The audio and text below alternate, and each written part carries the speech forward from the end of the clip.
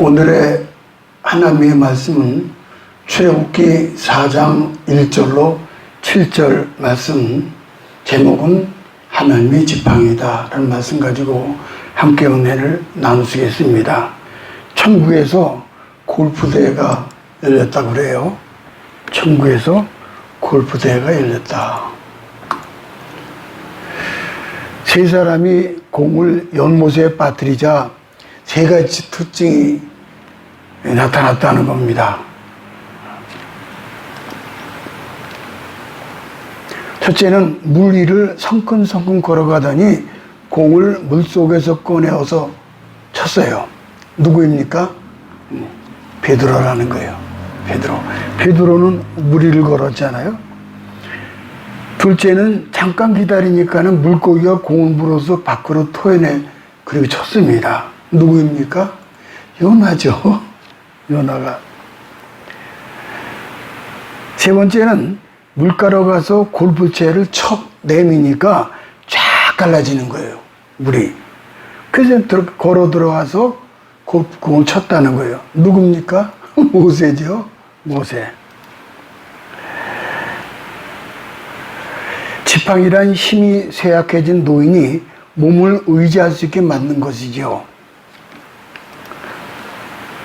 또는 목자가 양을 칠 때에 양이 구덩이에 빠지게 되면 건져주고 혹은 맹수로부터 위험해서 양을 보호하기 위함이죠. 본문의 역사적 배경은 BC 15세기로 히브리 사람이 이민을 갔을 때 노예가 처음엔 아니었죠. 애굽으로 내려갔을 때. 그때 애굽의 총리가 된 요셉의 초청으로 내려갔고 바로 왕의 특별 대우를 받으면서 고센 땅에서 살았습니다. 세월이 많이 흘러서 정권이 바뀌면서 노예로 전락이 되어버립니다. 그런 가운데 하나님이 이스라엘을 애굽에서 구원할 계획을 세우시는데 이를 위해서 하나님의 사람 모세를 준비시키죠. 바로 왕이 이스라엘의 번성을 억제하려고 남아사례법을 공포합니다. 이때 하나님이 나일강에 띄어진 아기 모세를 바로 왕의 공주 하셉스투가 발견하도록 역사하시죠. 바로의 공주 하셉스투가. 공주는 무남동녀인데 본인도 자식을 낳지 못한 가운데 모세를 보자 불쌍히 여겨서 양자로 삼죠. 당시 애굽 왕은 공주의 남편 투트모스 2세였는데 아이를 낳지 못하니까 궁녀를 통해서 아들을 낳습니다.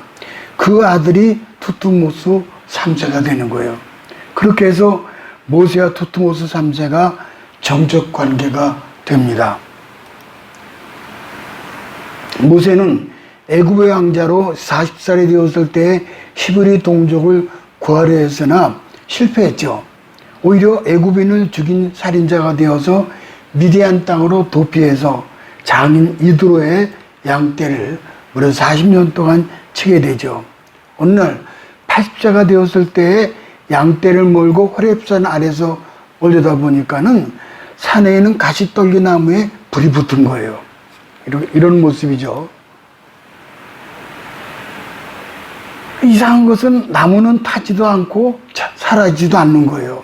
나무는 가시가 박혀서 안으로 굽어 있는 그런 나무입니다.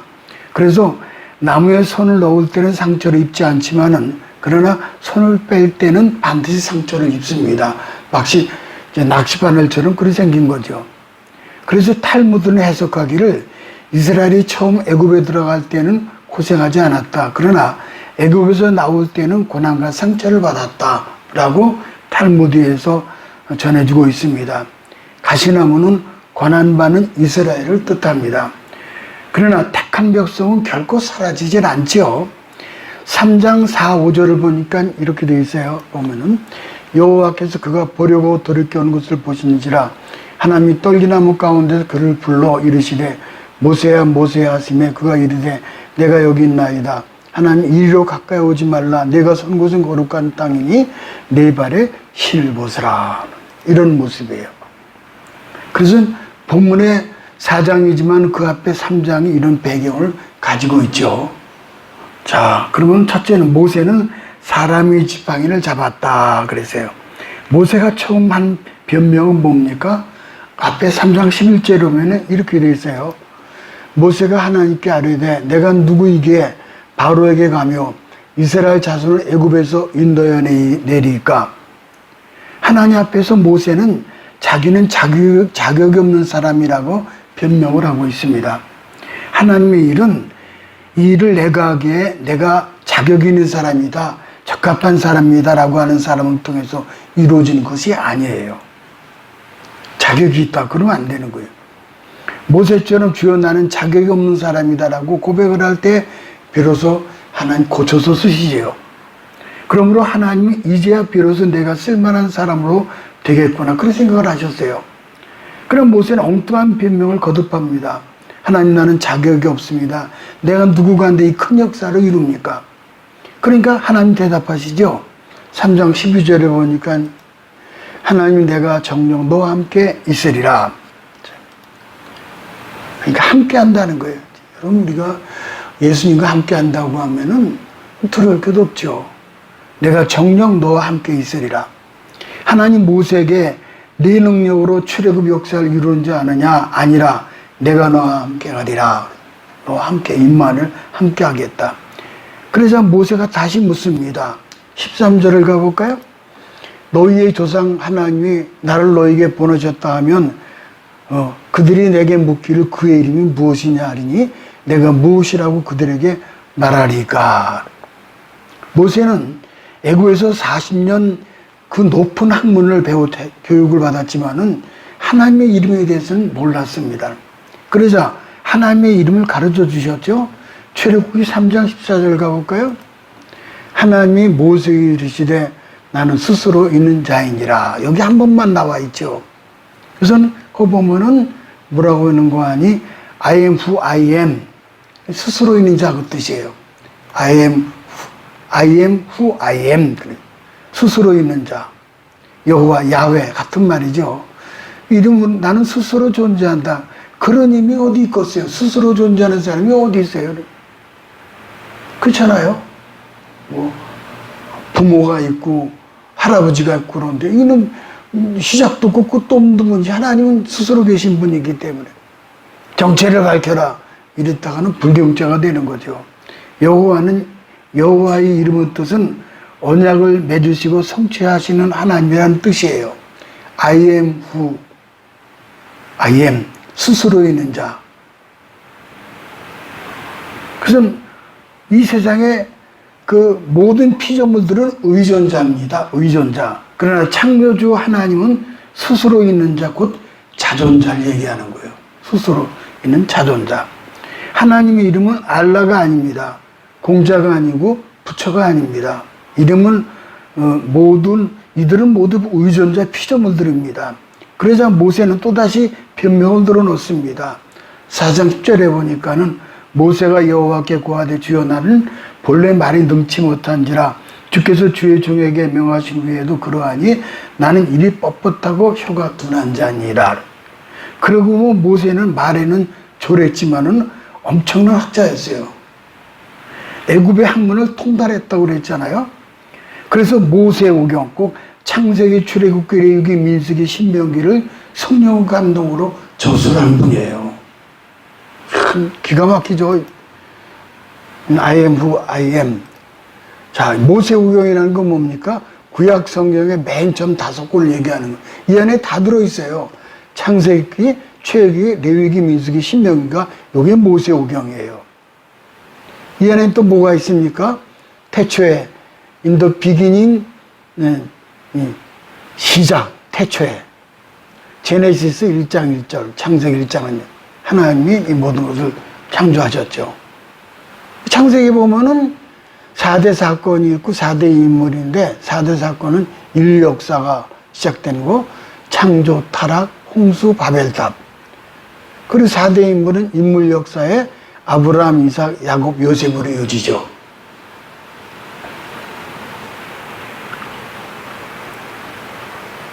근데 요셉의 인재 통해서 애굽에 내려갔다가 이제 400년 만에 다 되돌아오는 거죠.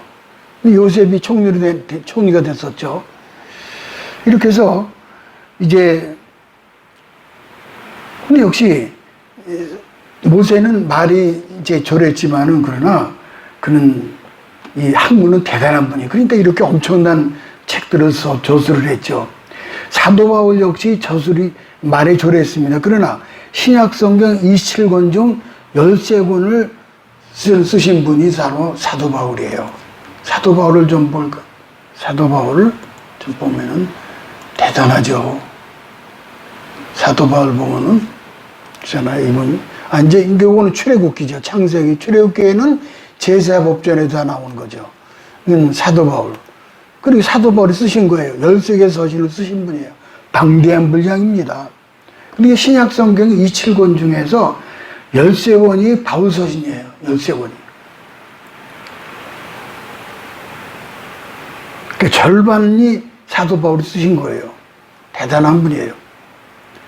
근데 아볼로는 아주 말이 유창했었지만은 사도 바울은 말이 좀 시원치 않았어요. 성경에 그래 나와 있어요. 모세도 그랬었고요. 이것은 그래서 신약 성경의 절반 정도가 되는 엄청난 분량인데 사도 바울이 쓰신 것이 그러므로 말을 못한다고 낙심할 이유가 없죠. 하나님 각 사람에게 공평하게 은사를 주셔요. 목회자는 일주일에 매일 새벽 설교, 수요 설교, 금요 설교, 주일 설교를 합니다. 그래도 자꾸 발음이 틀리고 입이 뻣뻣하고 혀가 둔해진 것을 느낍니다.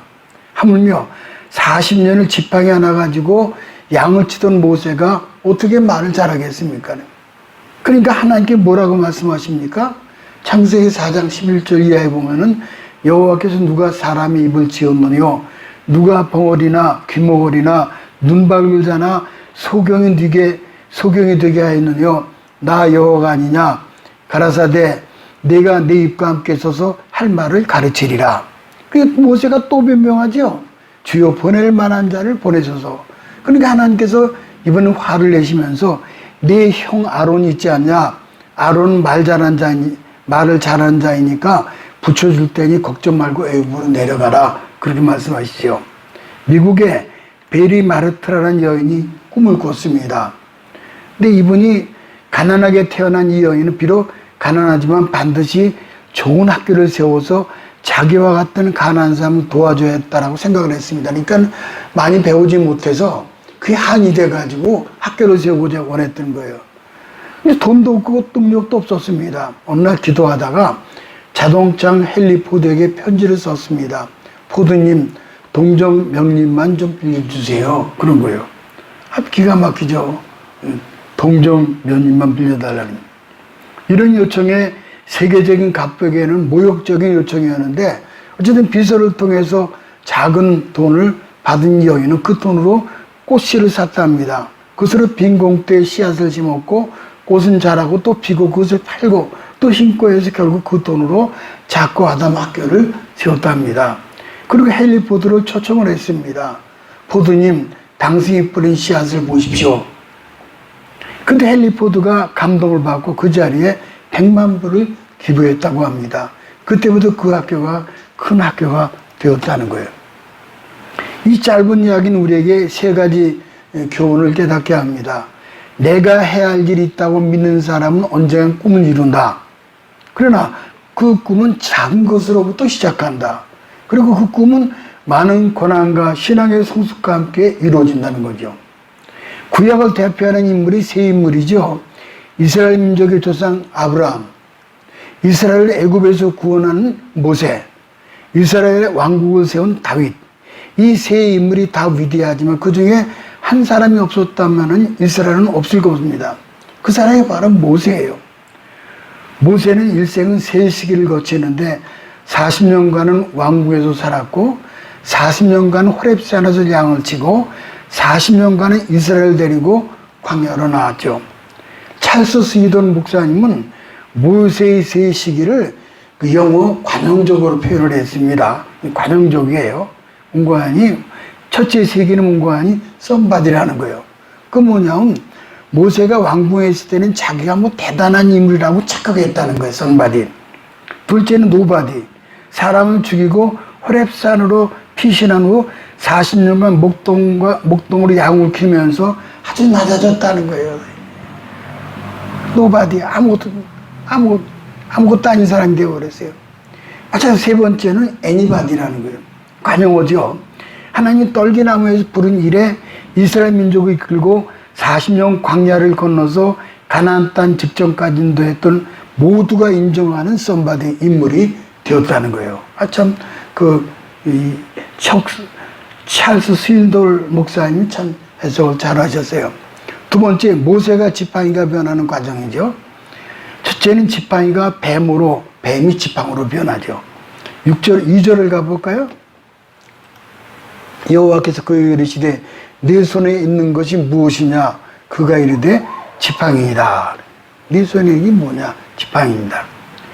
3절을 7절에 두 가지 이적이 나오는데 지팡이를 던지라 하니까 뱀이 되고 뱀을 잡으라 하니까 다시 지팡이가 되죠. 뱀은 바로왕의 애굽왕 바로왕의 그 권세를 상징하죠. 바로왕의 왕관을 보면은 뱀 장식이 그래서 달려있는 겁니다.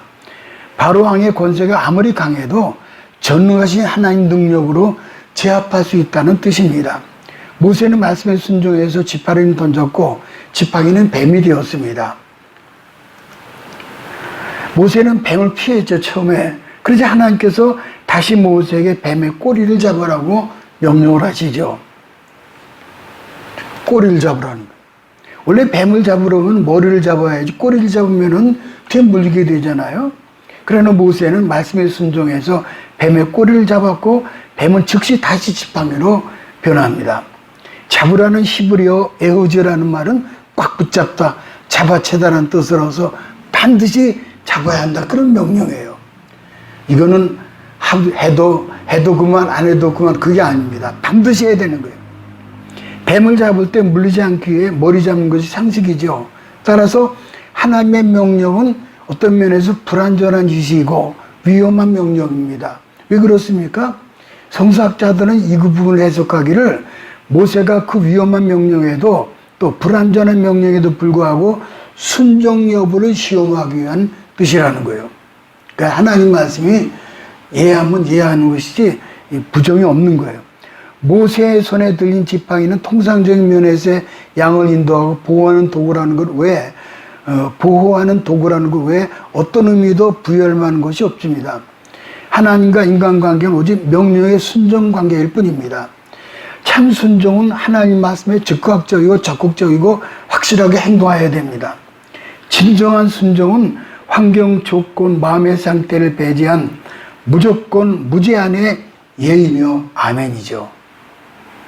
그리스도인들에게 원하시는 하나님의 요구 중에 요구는 순종이고 순종은 믿음의 극치입니다. 순종은 내 삶에 맞추는 것이 아닙니다. 하나님 명령에 하나님의 기준에 따르는 거예요. 그 따르면 축복이요, 그 따르지 않게 되면 불행하지 되는 거죠. 오늘 살아가는 현대인들은 학문, 명예, 권세, 재능, 재력, 인생을 지팡이로 알고 있죠. 그러나 그것은 사람의 지팡이일 뿐 모세가 자기 힘으로 이스라엘을 구원하고자 했을 때 결과는 어땠습니까? 광야로 도망치는 노바디 인생으로 바뀌었죠. 사람의 지팡이는 넘어질 수도 있고 부러질 수도 있죠. 나보다 힘이 센 것에 빼앗길 수도 있어요. 인간의 지팡이는 어느 한순간 잿가루처럼 바람에 날아가는 거예요. 화무 11홍이 되는 거죠. 둘째는 그 손을 품에 넣으라고 그러셨죠. 6절 7절을 가볼까요? 여호와께서 또 그에게 이르시되 네 손을 품에 넣으라 하시매 그가 손을 품에 넣었다가 내어보니 그의 손에 나병이 생겨 눈같이 된지라.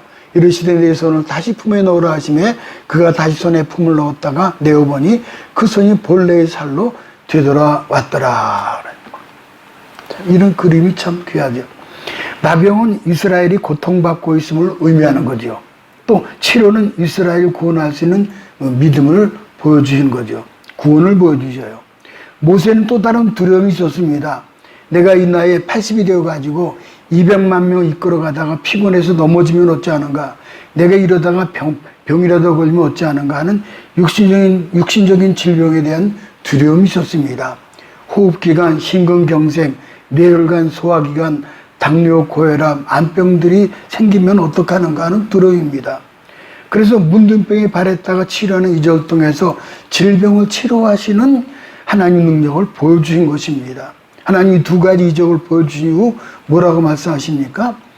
출애굽기 4장 8절에 보면은 여호와께서 만일 그들이 너를 믿지 아니하며 그 처음 표징 미러클을 받지 아니하여도 나중 표적의 표징을 믿으리라. 기적을 보여주신 증표가 두간이나 되니까는 승리를 확신하라는 그런 뜻입니다. 그래도 머뭇거리니까는 나일강물을 피로 변화시켜 주겠다라고 말씀하시죠. 이집트인들이 생각할 때 나일강은 애굽의 생명줄이고 젖줄이고 신적인 존재로 여기는데 피로 변한다게 하니까는 애굽 백성들이 애굽 왕들이 두려워 떨게 되죠. 마지막 세 번째, 모세가 하나님 지팡이를 잡았다고 되어 있죠. 20절을 가볼까요? 모세가 아내와 아들들을 나귀에 태우고 애굽으로 가는데 하나님의 지팡이를 손에 잡았더라. 참 이 말씀 귀해요. 여기서 모세의 아내인데 아내의 이름은 십보라입니다. 십보라. 그리고 아들들은 누군가 하니 큰 아들은 게르솜, 둘째는 엘리에셀을 말합니다. 여기서 모세의 손에 들 지팡이는 이전에서는 그냥 모세의 지팡이였어요. 근데 20절에서는 하나님의 지팡이를 잡았더라. 그렇게 말씀하고 있습니다.